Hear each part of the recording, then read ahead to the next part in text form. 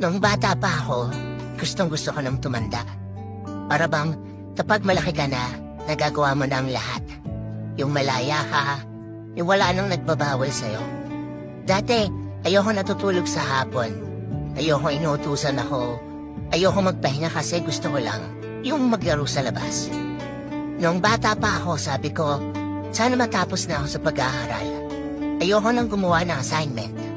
Ayoko na mag-review kapag may exam.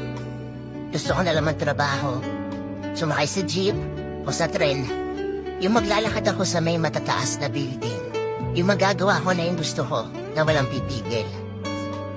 Pero ngayong matanda na ako, parang gusto ko na lang palang maging bata. Yung walang problema, walang iniisip, yung walang obligasyon, yung papasok lang sa eskwelahan, tapos matutulog sa hapon para makapagpahinga.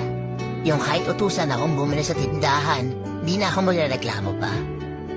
Mahirap palang maging matanda. Sana in-enjoy ko na lang nung bata pa. Sana hindi na lang ako napagaling. Hindi naman pala madali.